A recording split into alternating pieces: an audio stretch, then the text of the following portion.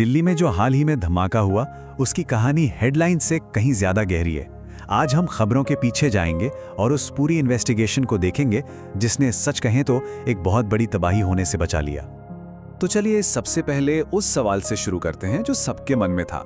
एक राजधानी में इतना बड़ा धमाका होता है और सरकार उसे टेरर अटैक कहने के लिए इंतजार करती है। ऐसा क्यों? मतलब फौरन किसी पर इल्जाम क्यों नहीं लगाया गया? यह सवाल ही इस पूरी कहानी का सेंटर पॉइंट है।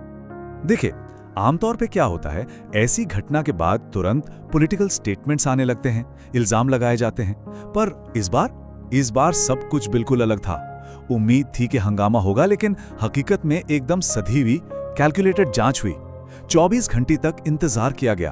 पहले फोरेंसिक एनालिसिस, उसके बाद कोई बयान। जमीन आसमान का फर्क था। तो सवाल ये उठता है कि भारत ने इतना सब्र क्यों दिखाया? क्या यह सिर्फ सावधानी थी? नहीं, इसके पीछे एक बहुत सोची समझी इंटरनेशनल स्ट्रैटेजी थी। एक ऐसी रणनीति जहां हर एक शब्द को तौल कर बोला जा रहा था। जैसे शुरुआत में सरकार ने इसे सिर्फ एक ब्लास्ट या धमाका कहा। अब इस शब्द का मतलब समझिए। धमाका कहने का मतलब है कि ये कोई एक्सीडेंट भी हो सकता है या शायद हमारे अपने सिस्टम में कोई खराबी। ऐसे में जिम्मेदारी देश अपने ऊपर ले सकता है। ये एक कह सकते हैं डिप्लोमेटिक और न्यूट्रल टर्म था। लेकिन फिर जब सबूत मिले तो इसे टेररिस्ट इंसिडेंट यानी आतंकी घटना कहा गया। और देखिए, इस एक शब्द से पूरी कहानी बदल जाती है। अब ये कोई एक्सीडेंट नहीं है, ये एक जानबूझकर किया गया हमला है। और अब जिम्मेदारी सिस्टम की नहीं बल्कि हमलावरों की है, चाहे वो देश के अंदर के हों या बाहर के। और फिर आता है सबसे serious level, act of war, मतलब युद्ध की कार्रवाई। अगर सरकार इसे एक्ट ऑफ वॉर कहती तो इसका मतलब होता कि यह हमला किसी दूसरे देश ने किया है और फिर इसका जवाब एक पूरी मिलिट्री कार्रवाई से दिया जा सकता था। तो आप समझ रहे हैं, यह शब्दों का खेल नहीं था। ये एक साफ मैसेज था पूरी दुनिया को और खास तौर पर अमेरिका को। भारत यह दिखा रहा था कि हम हवा में बात नहीं करेंगे। जो भी एक्शन लिया जाएगा वो पुख्ता सबूतों के आधार पर होगा, कोई जल्दबाजी नहीं, ताकि बाद में हम पर ही कोई उंगली ना उठा सके। अच्छा, तो ये तो हुई जियोपॉलिटिक्स की बात। अब आते हैं असली जासूसी कहानी पर। चलिए, अब उस इन्वेस्टिगेशन की बात करते हैं जहां एक छोटे से धागे को पकड़कर पूरी साजिश की चादर खींच ली गई। और इस जांच की रफ्तार देखिए जरा। कहानी शुरू हुई 17 अक्टूबर को श्रीनगर में मिले एक धमकी भरे पोस्टर से, और कुछ ही हफ्तों में 30 अक्टूबर को फरीदाबाद से एक डॉक्टर की गिरफ्तारी, 5 नवंबर को यूपी से दूसरे डॉक्टर की, और सिर्फ 3 दिन बाद 8 नवंबर को एजेंसियां सीधे उस यूनिवर्सिटी पर छापा मारती हैं जो आतंकियों का बेस कैंप बन चुकी थी। कितनी तेजी से सब कुछ हुआ। ये बिल्कुल एक डोमिनो इफेक्ट जैसा था। सबसे पहले गिरा एक पोस्टर का डोमिनो, उससे एक मौलवी पकड़ा गया। मौलवी ने एक डॉक्टर का नाम उगल दिया और फिर उस डॉक्टर से जुड़े तार खींचते खींचते पूरा का पूरा नेटवर्क सामने आ गया। एक के बाद एक सब गिरते चले गए।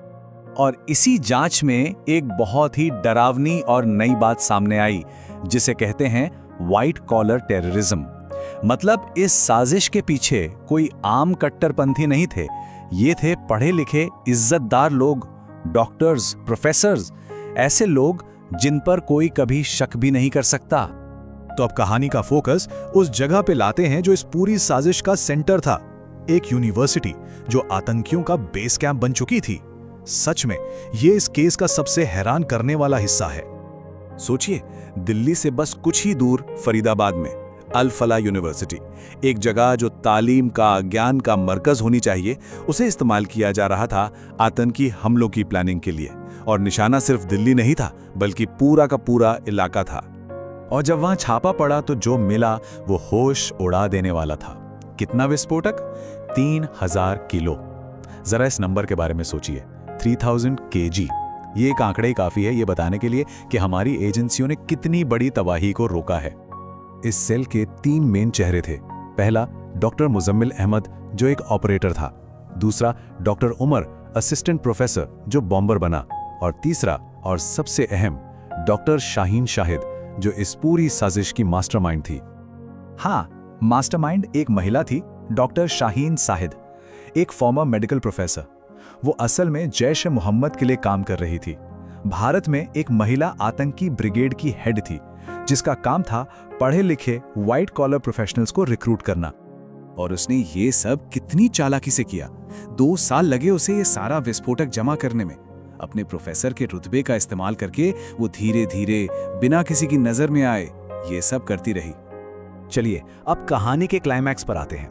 एक तरफ जांच एजेंसियां पूरी साजिश का पर्दाफाश कर रही थीं और दूसरी तरफ इस सेल का आखिरी बचा हुआ आदमी घबराहट में एक ऐसा कदम उठाने वाला था जो उनके असल प्लान का हिस्सा था ही नहीं।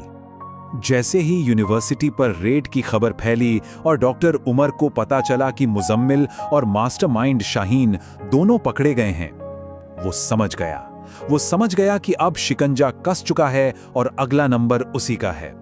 और बस इसी पैनिक में वो अपनी i20 कार लेकर फरीदाबाद से दिल्ली की तरफ भागा। जो 3000 किलो विस्फोटक था उसका बस एक छोटा सा हिस्सा वो अपने साथ ले जा पाया और फिर लाल किले के पास उसने जल्दबाजी में बिना पूरी तैयारी के वो धमाका कर दिया।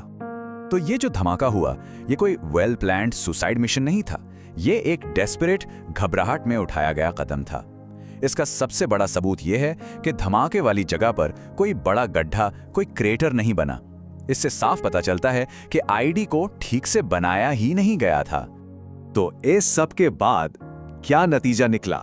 क्या ये एक पूरी तरह से कामयाब ऑपरेशन था या फिर कुछ सवाल अब भी बाकी हैं? देखिए, इसमें कोई शक नहीं कि ये एक बहुत बड़ी कामयाबी थी। 1-2 नहीं बल्कि 3000 किलो विस्फोटक की साजिश को नाकाम कर दिया गया। एक पूरा व्हाइट कॉलर टेरर सेल जिसमें मास्टरमाइंड से लेकर ऑपरेटिव तक शामिल थे उसे खत्म कर दिया गया और भारत ने दुनिया को दिखाया कि हमारी इन्वेस्टिगेटिव एजेंसीज कितनी केपेबल हैं। लेकिन कहानी यहाँ खत्म नहीं होती। कुछ बहुत बड़े सवाल हैं जिनके जवाब मिलना अभी बाकी है, जैसे ये 3000 किलो विस्फोटक आखिर आया कहां से, और बॉम्बर के साथ जो दूसरी लाल इकोस्पोर्ट कार देखी गई थी उसे कौन चला रहा था, और सबसे डरावना सवाल, कितने और ऐसे पढ़े लिखे व्हाइट कॉलर टेररिस्ट हमारे आपके बीच छिपे हो सकते हैं। ये वो सवाल हैं जो बताते हैं कि खतरा शायद अभी पूरी तरह टला नहीं है।